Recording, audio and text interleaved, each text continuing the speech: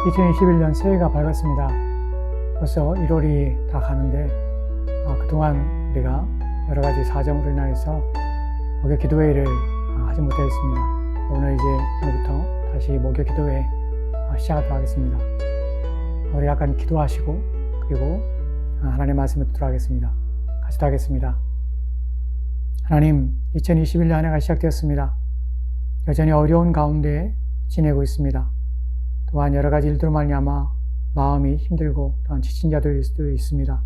주님께서 그러한 자들을 위해 은혜를 베푸시고 평강의 마음을 주실 뿐만 아니라 위로하시며 하나님의 말씀을 통하여 힘을 얻도록 도와주시기 원합니다. 이 시간 우리가 다시금 주의 말씀 가운데서 복음에 대하여 깊이 깨달으며 이해함으로 우리가 믿는 바 또한 우리가 의지하며 신뢰하는 바가 무엇인지에 대하여 살펴보도록 하면 도와주시기 원합니다. 주께서 이 시간 우리 가운데 이해하며 깨닫는 은혜를 주시기 소망하며 감사드리며 예수 그리스도 이름으로 기도합니다. 아멘. 오늘은 지난번에 이어서 로마서에 대해서 로마서 1장 5절 말씀을 중심으로 말씀을 살펴보려고 합니다. 우리가 지난번에 살펴봤던 복음에 대한 내용들, 그 내용들에 대하여 3절부터 시작해서 5절 내용까지 말씀을 기록되어 있는데 그 말씀을 다시 한번 보도록 합시다. 3절부터 5절 말씀까지를 우리 같이 읽겠습니다. 그의 아들에 관하여 말하면 육신으로는 다윗의 혈통에서 나셨고 성결의 영으로는 죽은 자들 가운데서 부활하사 능력으로 하나님의 아들로 선포되셨으니 곧 우리 주 예수 그리스도시니라. 그로 말미암아 우리가 은혜와 사도의 직분을 받아 그의 이름을 위하여 모든 이방인 중에서 믿어 순종하게 하나니. 아멘. 복음은 그 아들에 관한 것입니다. 우리가 지난 시간에 살펴봤던 내용 중에서 믿어 순종케 한다는 말의 의미가 무엇인지를 말씀을 드렸습니다. 오늘은 두 가지 내용을 여러분에게 말씀을 드릴 텐데, 하나는 믿어 순종한다는 말에 담겨진 의미에 대해서 좀 더 깊이 살펴볼 것이고, 두 번째는 그를 위하여라는 말의 의미가 무엇인지에 대하여 살펴볼 것입니다. 첫 번째 내용 속에서 우리는 이렇게 우리가 알고 있고 또한 배우고 있으며 또한 믿고 있는 이들이 있습니다. 물론 이것이 틀린 것은 아닙니다. 구원은 오직 하나님의 전적인 은혜로 말미암아 주어지는 것이라고, 그래서 우리에게는 그 어떤 구원의 방식이나 내용이 있어서 참여할 수 없으며 오직 그 모든 것들은 하나님의 손에 달려있다. 그래서 구원은 오직 은혜로만 받는다라고 가르침받고 또한 믿고 있는 자들이 있습니다. 맞습니다. 이것은 성경이 말하고 있는 진리입니다. 그러나 여기에 더해서 그러면 우리는 아무것도 하지 않는가 하는 부분에 대하여 그렇지 않다고 또 성경은 말하고 있습니다. 왜냐하면 5절 말씀에서 믿음의 순종이라는 말이 바로 그 의미가 또 다른 의미가 있음을 우리 가운데 말씀하고 있는 것입니다. 하나님께서는 우리를 구원하실 때 강압적으로 우리를 구원하지 않습니다. 억지로 우리 가운데 우리의 생각과 우리 마음들 가운데 하나님에 대한 생각과 믿음을 주입하지 않습니다. 하나님께서는 하나님의 방식을 통해서 우리의 마음을 여실 뿐만 아니라 우리로 하여금 하나님의 깊은 설득과 또한 깨닫게 하시며 은혜로 말미암아 우리로 하여금 그 일에 참여하게 하시고 고백하게 하십니다. 물론 이 모든 일에 전적으로 하나님의 은혜요, 또 하나님의 주권이 그 안에 담겨져 있습니다. 하나님께서는 구원할 자를 구원하시고 하나님께서 유괴할 자를 유괴하시는 그 권한과 또한 그 권세를 오직 하나님만이 가지고 계십니다. 그러나 하나님께서 주권적으로 구원을 주실 때에 그 방식에 있어서 우리의 동의를 무시하거나 또한 우리의 참여에 있어서 전적으로 배제하거나 하지 않는다는 사실입니다. 그 의미는 무엇이냐면 우리가 하나님의 형상을 닮은 하나님의 인격이기 때문에 하나님께서는 그 인격으로서 우리를 대우하시며 또한 우리를 설득하시며 또한 깨닫게 하시며 이해하신다는 것이에요. 그래서 본문에서 말하는 것처럼 로마서 1장 5절 말씀에서 믿어 순종하게 한다는 것이 믿고 그 후에 순종한다는 말이 아니라 믿음의 순종이라는 의미를 담고 있습니다. 왜 그럴까요? 만약에 우리가 순종하지 않는다면 우리에게 믿음은 우리 가운데 있을 수가 없게 됩니다. 왜 그러냐면 예수님께서 복음을 전할 때에 첫 번째 전파하신 그 내용을 보면 예수님께서는 회개하라, 천국이 가까운 나라고 말씀하고 있습니다. 그것이 예수님께서 전했던 복음의 방식이었습니다. 회개하라는 것은 사람들에게 회개하라는 명령에 순종을 요구하고 있습니다. 즉 구원에 있어서 우리의 역할이라는 것이 있는데 그 역할은 우리 스스로가 우리를 구원하는 그 역할이 아니라 우리는 하나님 말씀이 선포되고 또한 그 진리가 우리 가운데 들어올 때에 성령을 통해 우리 마음을 여시고 하나님께 우리 가운데 보게 하시고 알게 될 때 우리는 그 알게 하시며 또한 나타나신 것에 대하여 우리는 순종으로 반응하는 것, 그로 말미암아서 믿게 되는 것입니다. 즉 믿음의 순종이 함께 오는 것이에요. 믿음과 순종이라는 것은 별개의 부분이 아니라는 사실에 대하여 우리는 깊이 본문을 통하여 이해해야 합니다. 사람들은 이렇게 생각할 수 있습니다. 내가 믿지만 지금 믿음이 없어서 순종하지 않는다고 할 수 있습니다. 내가 믿고 있지만 내가 약하기 때문에 또한 삶이 어려워서 지금은 여러 가지 정황상 나는 그 믿음에 따르는 순종에 대하여 다 지킬 수 없습니다. 나중에 내가 시간이 되고 기회가 되고 또한 여유가 생기면 그때 하나님 말씀에 순종하겠습니다. 나는 차원의 생각은 잘못입니다. 왜냐하면 믿음과 순종은 함께 오는 것이며 동시에 오는 것입니다. 회개하라 할 때 사람들은 그 말을 듣고 순종함으로 회개하는 것입니다. 구원은 바로 그런 방식으로 되어지며 우리에게 하나님께서는 우리 스스로 자발적으로 하나님 앞에 순종함으로 믿게 하시는 것입니다. 그래서 믿음과 순종은 분리될 수가 없는 것입니다. 이에 대하여 로마서 6장 17절과 18절 말씀을 보면 이렇게 기록되는 것을 보게 됩니다. 같이 기도합시다. 시작. 하나님께 감사하리로다. 너희가 본래 죄의 종이더니 너희에게 전하여 준 바 교훈의 본을 마음으로 순종하여 죄로부터 해방되어 의에게 종이 되었느니라. 아멘. 본문에 보면 마음으로 순종하여 라는 표현을 씁니다. 마음이 순종하는 것이. 근데 이 본문을 자세히 생각해 봅시다. 이 본문을 우리가 믿고 난 후에 하나님 말씀을 생각하고 이제 믿었으니까 이제 내가 하나님 믿게 되었으니까 이제 하나님께 순종해야지 라고 하는 것이 아니에요. 본문을 보면 너희에게 전하여 준 바 교훈의 본을 마음으로 순종하는 것이에요. 본문에서의 마음으로 순종하는 것은 믿었다는 것이에요. 믿을 때 무엇이 있냐면 그 가르쳐준 교훈, 즉 하나님의 말씀에 대하여 이해하고 또한 깨달고 또한 그것에 대하여 내가 이제 순종하겠노라고 하는 그것이 일어날 때에 믿음은 그때 함께 일어나게 되는 것이, 즉 순종과 믿음은 함께 가는 것입니다. 하나님 말씀에 대하여 분리하여서 내가 그것을 믿지만 내가 순종하지 않거나 또한 순종하고자 하지 않거나 하는 것은 있을 수가 없다는 것이에요. 이 17절과 18절 말씀에서 하나님께 감사하리로다. 너희가 본래 죄의 종이더니, 본래 우리는 죄의 종이었습니다. 그런데 전하여 준 바 교훈, 하나님의 말씀을 듣고 또한 마음으로 이제 그 말씀 속에서 회개하고 이제 그리스도 예수를 믿으며 죄 사함을 받으라는 그 말씀을 들을 때에 그 명령에 이제 굴복하고 순종하게 되는 것이에요. 그때에 그 믿음은 그와 함께 더불어서 오게 되는 것입니다. 즉 우리의 믿음은 그 순종과 함께 더불어서 하나님의 말씀에 이제 복종하여서 이제 살게 되는 것이, 이것이 바로 중생이고 구원입니다.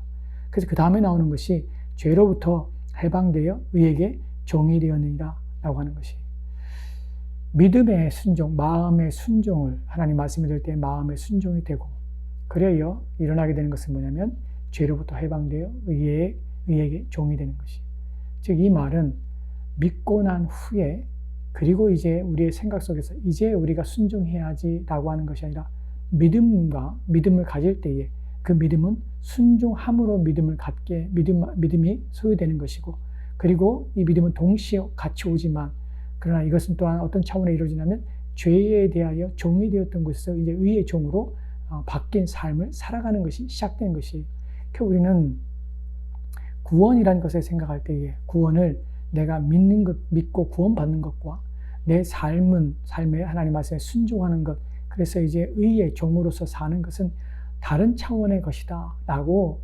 말하거나 또한 생각하는 것은 잘못이라는 것입니다.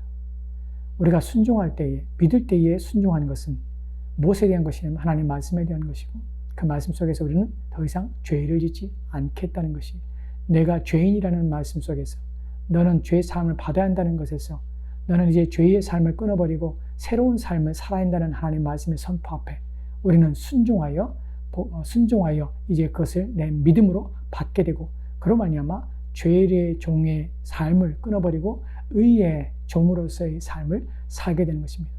이런 부분에 대하여 우리는 바르게 인식하지 아니하면 내가 구원받았다고 하지만 그 구원의 근거가 잘못된 경우들이 왕왕 있을 수 있다는 사실입니다.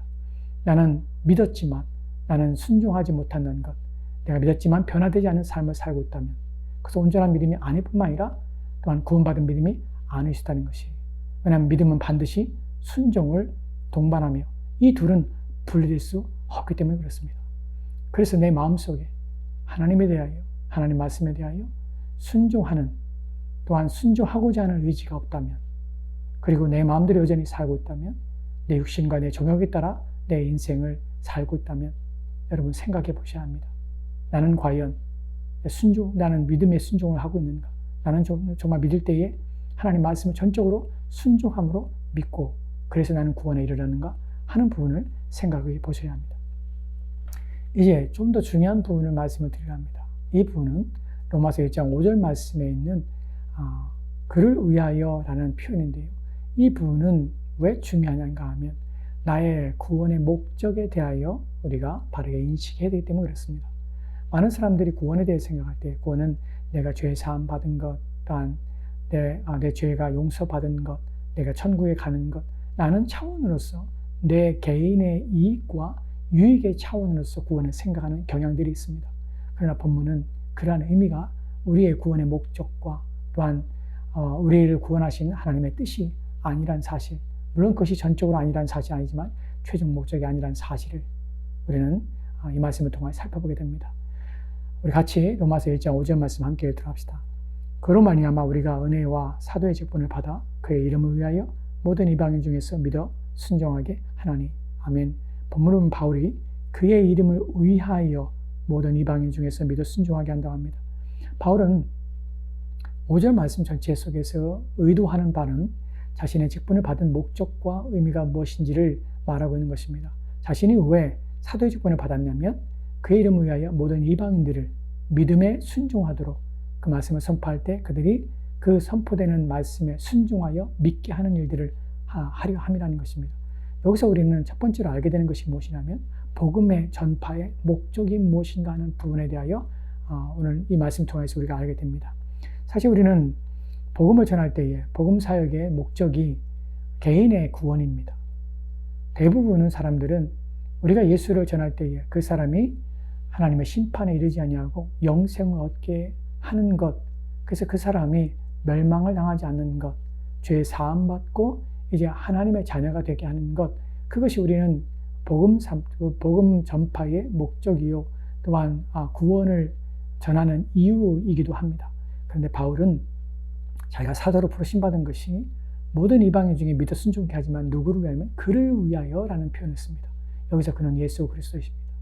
이 부분은 예수 그리스도를 위하여 라는 표현은 예수 그리스도의 이름을 위하여, 그의 이름을 위하여 라는 표현 속에서 이름이라는 것은 그분의 성품, 인격을 말합니다. 즉 예수 그리스도의 인격과 성품을 위하여, 즉 이것은 그분 자체, 존재 자체를 의미하며 또한 이것은 이 본문 속에서는 그분의 영광, 영화롭게 되게 하기 위하여라는 표현이 정확한 번역이 됩니다.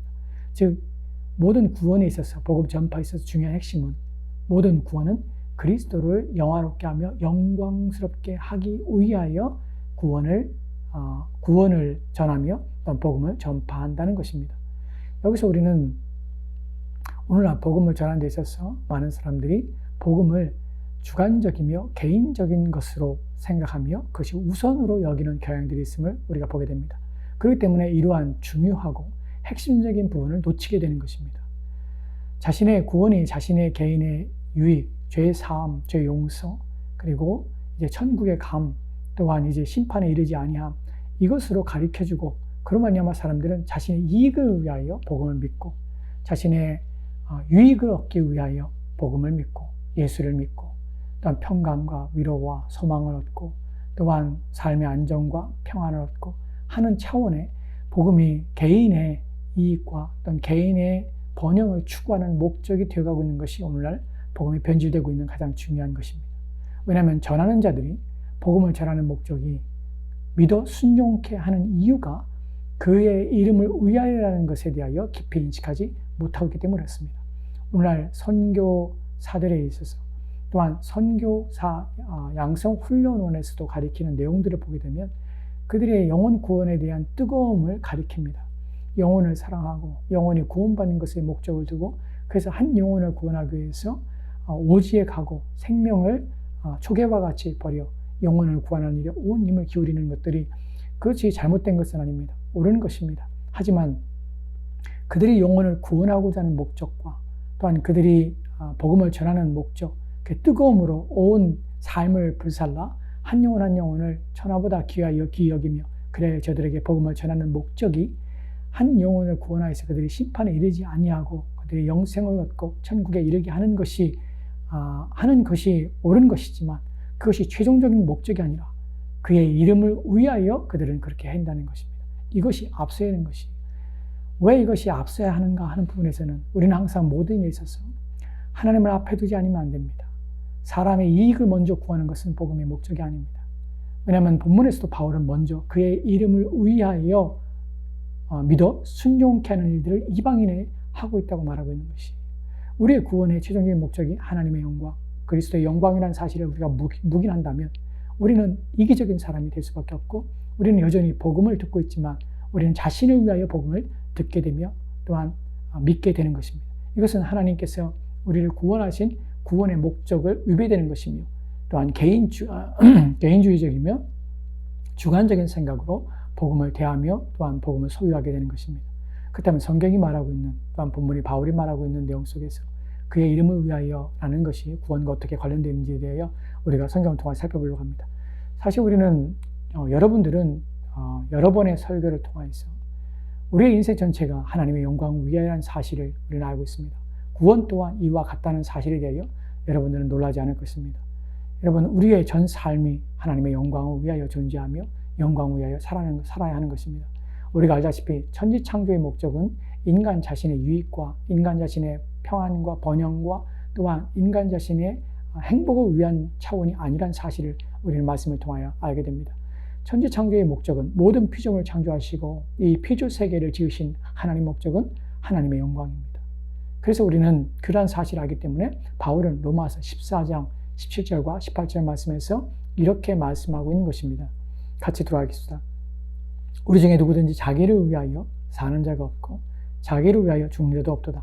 우리가 살아도 주를 위하여 살고 죽어도 주를 위하여 죽나니 그러므로 사나 죽으나 우리가 주의 것이로다. 아멘. 이 말씀이 읽혀지고 또한 들려질 때에 어떤 사람에게는 기쁘고 감사하며 또한 그렇구나, 그렇게 살아야겠구나 하는 결심이 되지만 어떤 이들에게는 참으로 많이 불편할 수도 있습니다.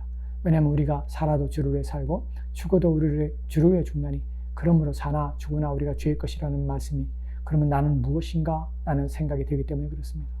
이런 부분에서 우리가 창조의 목적이나 구원의 목적이 하나님의 영광이요 그리스도 예수의 영광을 위하여 내가 구원받았고 내가 이제 그로 말미암아 하나님께 영광을 돌리며 또한 그리스도를 영화롭게 하는 일에 참여했구나 하는 것에 대하여 분명한 이해와 깨달음이 없으면 우리는 하나님이 이기적이 아니신가?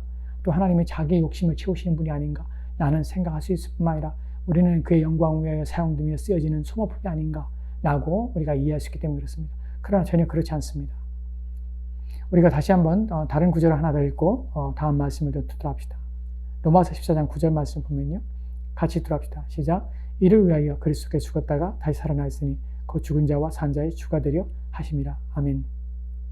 본문을 보면 이를 위하여, 즉 죽으나 사나 우리가 그리스도의 것이라. 우리가 살아도 주를 위해 살고 죽어도 주를 위해 죽는 것, 이것을 위하여 그리스도께서 죽으셨다가 다시 살아났다고 합니다.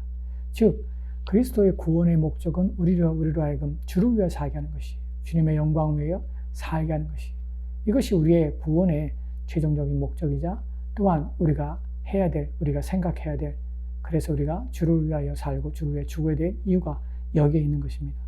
이런 부분에 대하여 아까 말씀드린 것처럼 나의 죄 사함이, 내가 구원받고 천국에 가는 것이 주님의 영광을 위한 것이라면 내가 주님께 감사의 이유가 무엇인가? 주님의 영화롭게 되는 것인데, 그러면 주님께서 이것은 자기에게 이익이 되는 것이기 때문에, 그러면 내가 주님께 마땅히 기뻐하며 내가 주님 앞에 찬송을 하며 또한 영광을 돌려야 될 이유가 무엇인가? 다 주님의 것인데 라고 생각할 수 있는, 또한 그렇게 오해할 수 있는 여지가 있습니다. 그러나 이 부분에서 성경이 말하고 있는 것들을 우리가 주의하여 생각해 봐야 될 텐데, 무엇이냐면 주님께서 주의 영광을 구할 때, 하나님께서 하나님의 영광을 구할 때 결코 피조물의 불행과 피조물의 상함과 피조물의 손실 속에서 하나님의 영광을 결코 구하는 법이 없다는 사실입니다.